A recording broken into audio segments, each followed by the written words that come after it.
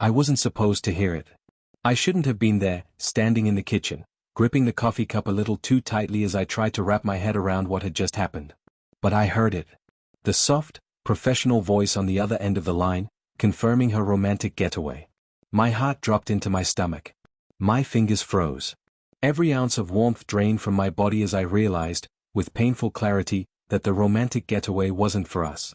The words hung in the air like smoke, each syllable more suffocating than the last. Just confirming, Mrs. Thompson, your romantic getaway is all set. We've got the villa booked in Santorini for 2, starting next week. We're looking forward to providing you with an unforgettable experience. 2. Not 3. Not with me. Her voice, usually warm and comforting, now sounded distant, almost foreign. The sharpness of the phone call shattered something inside me. I wasn't even sure if I was supposed to feel this way, hurt, but how could I not? I had spent the last year planning a future with her, convinced we were building something real. But now, hearing this, I felt like a fool. I could feel my heart hammering in my chest, and for a moment, the room spun around me. The air became thick. She had been acting distant the past few weeks, but I had written it off as stress from work, or maybe just a phase. We all go through phases, don't we? But now, standing there in that kitchen, everything about it, her cool tone, her nonchalance, the certainty in the travel agent's voice, it all pointed to something I couldn't ignore. Something I didn't want to face. Her getaway was never for us. It wasn't a weekend retreat we'd been dreaming about for months. It wasn't our escape from the pressures of life. It was hers. I had been excluded from something that was supposed to include me, something that was supposed to be for us. The silence in the room was deafening, almost as if the universe had pressed pause, forcing me to stand there, holding my breath, trying to piece everything together. I wanted to confront her right away, demand answers, scream, or maybe just cry, but the words wouldn't come. My hands trembled as I placed the cup down on the counter. I took a step back, trying to make sense of the chaotic mess of thoughts and emotions that rushed through my mind. What did it mean? Was she lying to me? Was I really so blinded by love that I couldn't see what was right in front of me? The realization hit me harder than I was prepared for. I didn't even know what was real anymore. All this time, I had been living in what I thought was a partnership, a relationship that was headed towards something solid and meaningful. And now? Now it felt like I was just another shadow in her life, someone who had been taken for granted, someone whose love and devotion were so easily dismissed. I fought the urge to reach out and dial her number, but something held me back. I didn't want to confront her with the rawness of my feelings. Not yet. Not like this. It was like a sudden fracture had formed in the foundation of everything we'd built, and I wasn't sure it could ever be repaired. I turned to the fridge and grabbed a bottle of water, unscrewing the cap with a sharp twist. My hands were shaking as I drank, trying to steady myself, trying to breathe. But it wasn't working. I couldn't calm the storm inside me. I didn't know how long I stood there, staring at the empty kitchen, the quiet ticking of the clock the only sound that filled the space between us. How could she have kept something like this from me? How could she have made plans for something so important, so intimate, and never once mentioned it to me? The thoughts spiraled into a whirlwind of frustration, confusion, and hurt. Every moment I'd spent with her, the late-night talks, the shared laughs, the promises we had made, all of it now seemed like it had been just a fleeting illusion. Something temporary. Something that only I had believed in. I couldn't keep standing there, frozen in my thoughts. I needed to move. Needed to do something to stop the rising tide of panic from swallowing me whole. I grabbed my keys, not even thinking about where I was going. I needed air. I needed space. I slammed the door behind me as I stepped out into the cold morning. The streets outside were empty, save for a few cars parked along the curb, their windows frosted from the early chill. I felt the sting of the cold on my skin, but it wasn't enough to numb the raw ache that had settled deep inside me. I had to keep moving. I had to escape. But escape from what? The truth? Or from her? I didn't know. And that was the hardest part. Because until that phone call, I thought I knew exactly where we were headed, together. And now, everything was in question. Everything felt uncertain. The future I had imagined for us felt like it had slipped through my fingers, like sand, and I had no idea how to hold on to it.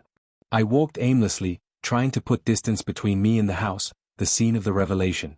But no matter how far I went, the weight of what I had just heard stayed with me, hanging over me like a cloud I couldn't shake. It was suffocating. My breath came out in short bursts as I moved faster, not caring where I was going, not caring about anything except escaping the overwhelming feeling of betrayal. And in the quiet of that early morning, it hit me. I wasn't just hurt. I wasn't just angry. I was scared. I was scared of losing her, scared that this was the end. I was scared of the silence that would come next.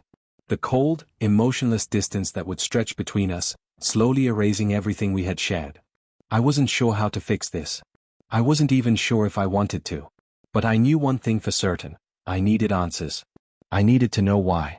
And if I couldn't get that, I needed to figure out what the hell I was supposed to do with the wreckage of a relationship that seemed to be crumbling before my eyes. I wasn't sure if I was ready to face her. But I was sure of one thing. She couldn't hide from me forever. I didn't call her that day. Or the next. I couldn't bring myself to pick up the phone and dial her number. Every time I thought about it, the pit in my stomach deepened, and I found myself pacing, trying to make sense of everything in my head. The way her words had sounded so casual, as if the trip to Santorini had been just another line on her to-do list. The way the travel agent had spoken to her like they were old friends, like they knew each other far too well. I could hear it in the woman's voice. The familiarity. The comfort. It made me sick. The air felt thick in our apartment. I didn't even want to go back inside, not with her being there, pretending everything was fine when I knew it wasn't. She had no idea I had overheard her phone call. She had no idea that I was slowly breaking apart from the inside.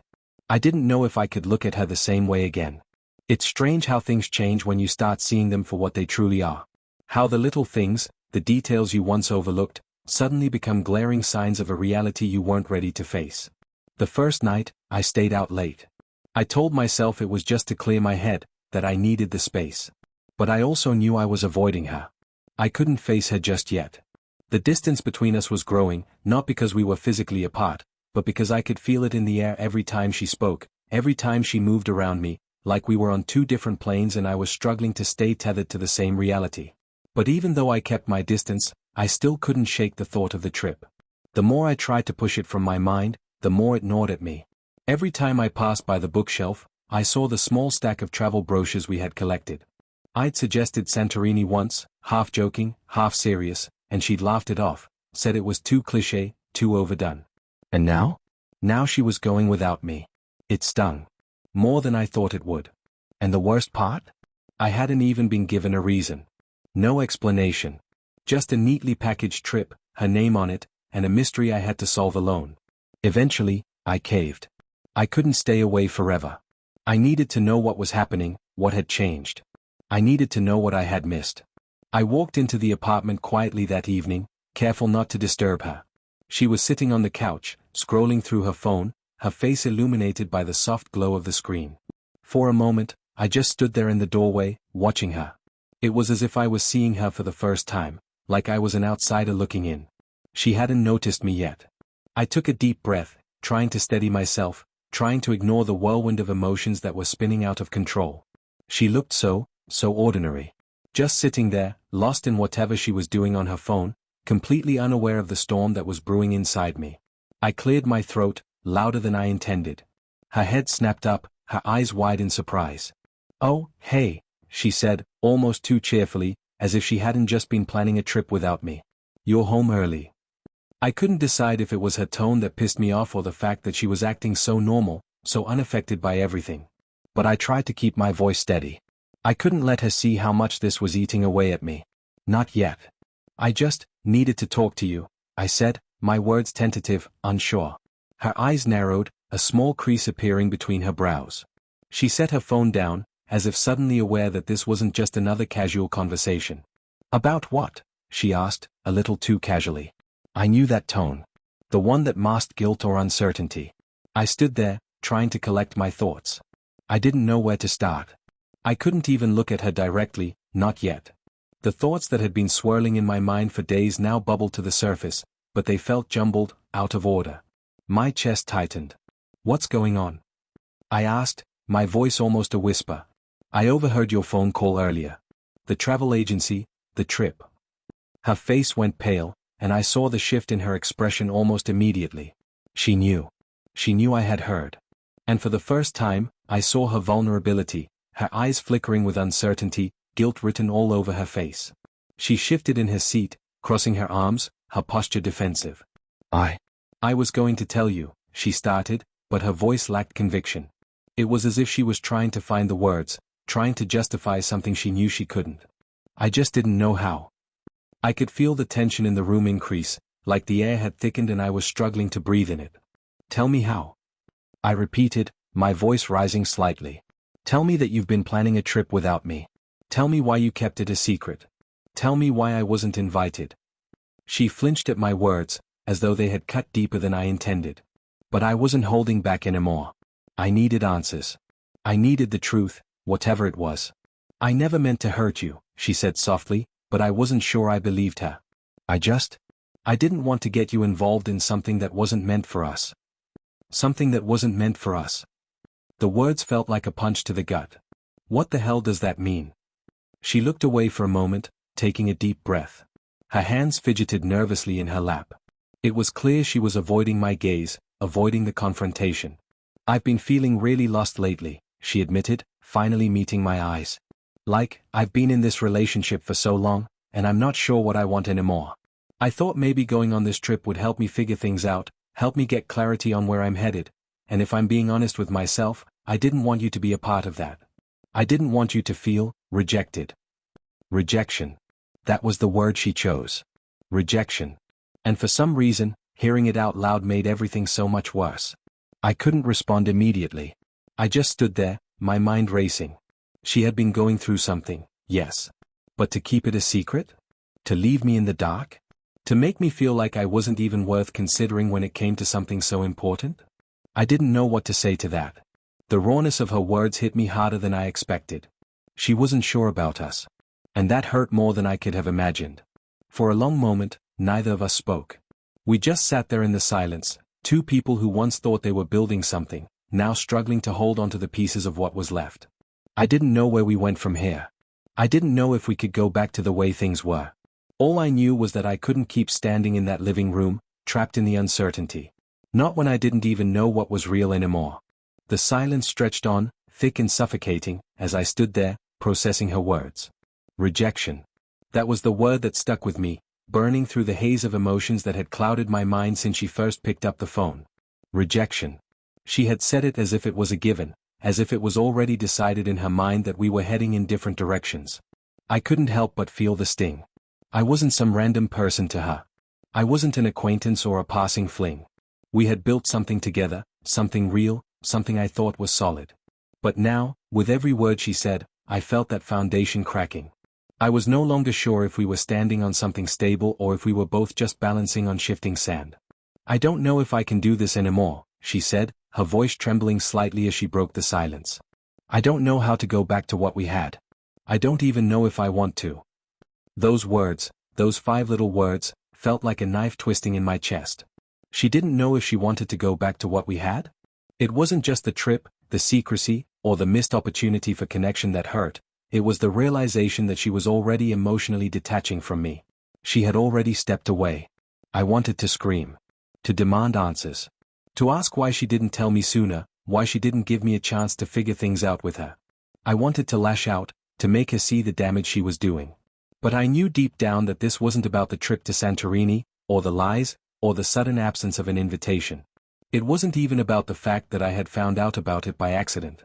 No, this was about something deeper. Something we had both been avoiding, something we had both failed to address for too long. The realization hit me like a ton of bricks. She wasn't just trying to find herself.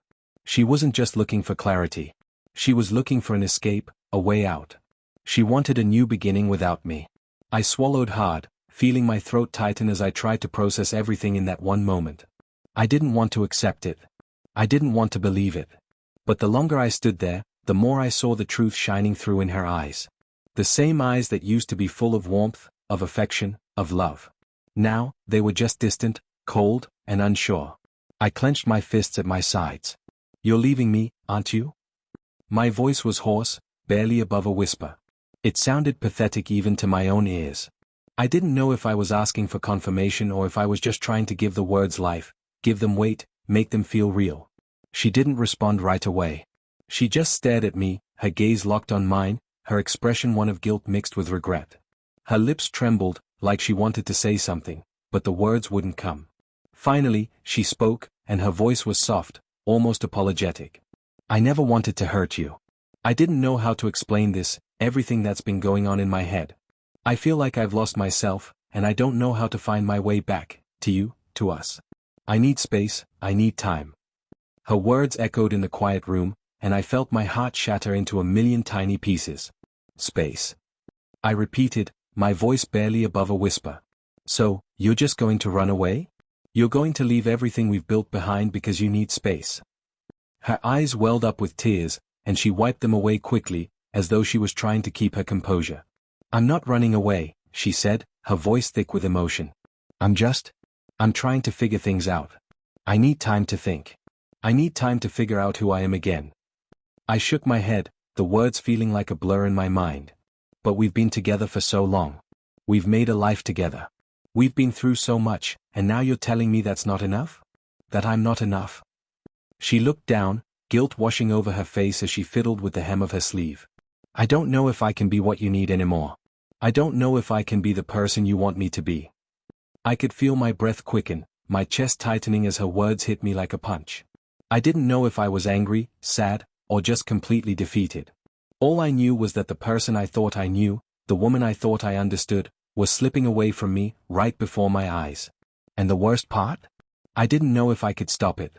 I never asked you to be someone you're not, I said, my voice shaking now. I never asked for perfection.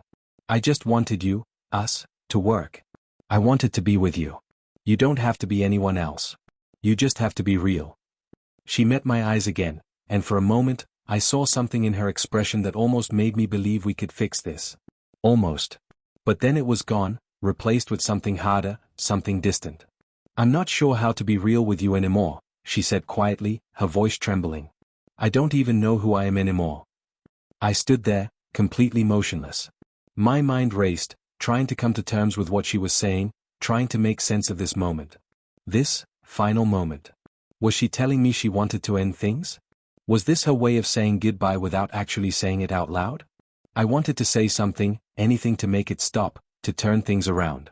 But the truth was, I couldn't force her to feel something she didn't. I couldn't force her to stay when her heart was no longer in it. I could feel it now, deep in my gut, as though a part of me had already known this was coming. But no amount of preparation could have softened the blow. I took a step back, my body moving on autopilot. I didn't even know where I was going. I just needed to get away, away from her, away from the pain that was rising in my chest like a tide I couldn't stop. She didn't try to stop me. She didn't say anything as I turned and walked out the door, my feet heavy with each step. The silence that followed felt like the loudest sound I'd ever heard. I don't remember how I ended up at the park. I didn't plan it. I didn't make a conscious decision to go there. It just happened. One minute, I was walking aimlessly down the street, the weight of the conversation dragging me down, and the next, I was standing on the edge of the empty park, staring at the vast expanse of grass that stretched out before me. The trees swayed gently in the breeze, their leaves rustling softly. The sun had already begun its descent, casting a golden hue over everything. For a moment, I thought about sitting on the bench, maybe just waiting for something, anything, to make sense of all of this. But the longer I stood there, the more suffocating the silence became. It felt like the world was spinning around me, but I was frozen in place, unable to move. My phone buzzed in my pocket, a sudden interruption to the stillness. I pulled it out, and for a brief second, I wondered if it was her. Maybe she had changed her mind. Maybe she wanted to come back, to fix things. But it wasn't her. It was a message from a friend, someone who had been trying to reach me all day, someone who had probably been wondering where I had disappeared to. I didn't feel like talking to anyone. I didn't feel like pretending everything was okay when it wasn't. So, I tucked the phone back into my pocket, not bothering to reply. The park was deserted, just me and the whispering wind. I sat down on one of the benches and let my hands rest on my knees. My mind was still racing, still trying to make sense of what had happened, but every time I thought I had a handle on it, the truth of it all slapped me across the face again. She didn't love me anymore. That was the brutal, undeniable reality of it. I had spent the last few hours in denial, convincing myself that things could be fixed, that we could work through this. But the truth was, she wasn't coming back. Not in the way I wanted. She was already gone, even if her body was still here. And the worst part? I didn't know if I could ever get her back. I leaned forward, my elbows resting on my knees, and closed my eyes, letting the cool air wash over me. It was almost like I could feel the weight of the world pressing down on me. The realization of it all, the slow unraveling of everything I thought I knew, it was too much to carry on my own. What happened to us? What happened to the two of us who used to be so in sync, so connected? I thought about the way we had met, the way we had clicked instantly, as if we were always meant to find each other. We were so sure of each other, so confident in what we were building. It had felt like a dream come true. And now? Now, it was all slipping away, and I had no idea how to stop it. I stared at my hands, the skin still tingling from where she had touched me just a few hours ago. The touch of her hand felt so distant now, as though it had happened in a different lifetime, in a different version of reality. What had changed? Had I changed? Had she changed? Or had we simply grown apart without realizing it until it was too late? The questions kept coming, and with each one, the knot in my stomach tightened. The silence of the park only amplified my thoughts, making them louder, sharper. I had never felt so alone. A low whistle of wind passed through the trees, carrying with it the faint scent of something I couldn't place.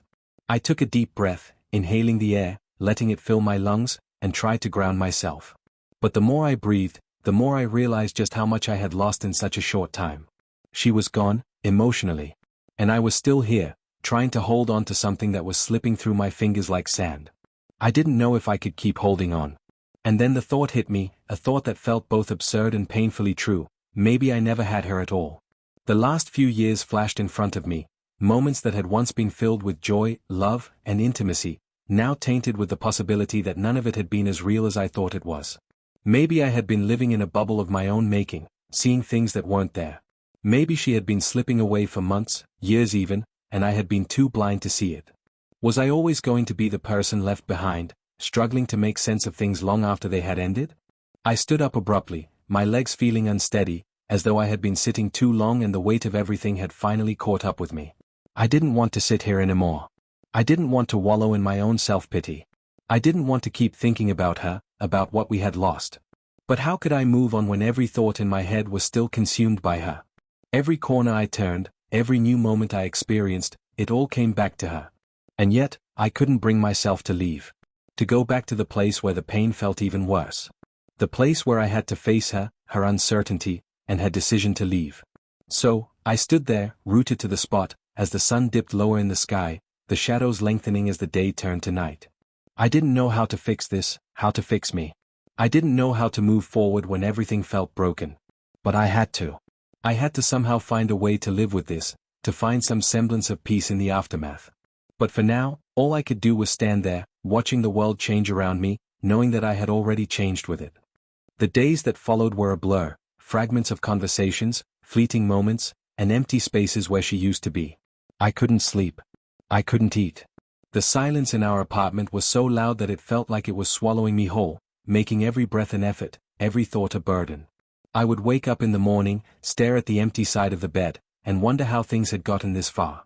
It wasn't just the absence of her body, it was the absence of everything we had once been, shared laughter, quiet mornings, our secret rituals. The soft hum of a life that had been lived in tandem now felt like a distant memory, a cruel echo in the hollow of what was left behind. And every day, I was trying to piece together a version of myself that was no longer tethered to her. I tried to go back to work, to engage with the world, but it felt as though I was moving through a haze. I didn't know how to face the reality of it all, how to face the fact that she had chosen to walk away. The only constant in my days was the reminder that I was alone. Alone in my thoughts, alone in my decisions, and, most painfully, alone in the spaces we had once shared. But one evening, about a week after everything had come crashing down, I found myself walking through the park again. The place that had once felt like a sanctuary now felt like an arena, one where I was constantly battling my own emotions. I didn't even plan it. I just ended up here, my feet carrying me without my permission. As I walked past the empty benches, I caught sight of a couple near the fountain. They were sitting close, their heads bent together in whispered conversation, and for the briefest of moments, I felt a pang in my chest. It wasn't jealousy, it was something else. Something far more complex. A deep ache, a yearning for the intimacy that I had lost. It was then that I realized that this ache, this gnawing, ever-present hole inside me, wasn't just about missing her. It wasn't just about the fact that she wasn't there anymore. It was about the parts of myself I had lost along the way. The parts of me that had become so intertwined with her that I didn't know where I ended and she began. I had put so much of myself into us, into our relationship, that I had forgotten how to exist outside of it. But I wasn't the only one who had changed. She had changed too. I didn't know if I would ever have the courage to face her again, to ask the questions that had been haunting me. But for the first time in a while, I knew that I had to stop running from it. I had to stop pretending like everything was okay, like I was just fine with it all. Because the truth was, I wasn't. I sat on the same bench I had been on before, the one where I had tried to ground myself, and I closed my eyes. The wind was colder now, and I could feel it biting into my skin. But I welcomed it. I needed something to wake me up, to remind me that I was still here, still standing. The scent of the park was different now, sharper somehow, like a memory I couldn't quite place.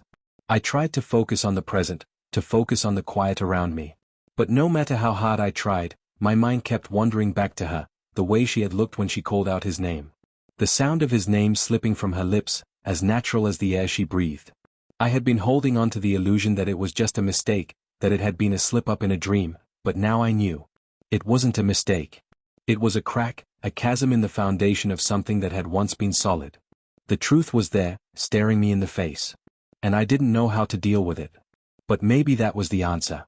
Maybe I didn't need to deal with it right away. Maybe I just needed to sit here, to let the wind carry the weight of my thoughts, to let the emptiness settle for a little while longer. Because even though I couldn't fix it, even though I couldn't undo what had happened, I could take this moment to breathe. And as the sun dipped lower, casting long shadows across the ground, I realized something else. I wasn't completely lost. I wasn't completely broken. I was still standing. The wind picked up again, and for the first time in days, I didn't feel like I was drowning. I felt like I could breathe again. I could feel the air filling my lungs, the cold pressing against my skin, and for the first time in a long while, I felt something else, hope. It was faint, a small flicker, but it was there. Maybe the road ahead would be long and uncertain. Maybe I would have to face more painful truths along the way. But I didn't need to know all the answers right now. For once, I didn't need to fix everything in an instant. I didn't need to know exactly where things were going. I just needed to keep moving. And with that, I stood up from the bench and took my first step, feeling the weight of my own uncertainty but knowing that I was finally moving forward. The journey wasn't over. It had only just begun. And for the first time, I was okay with that.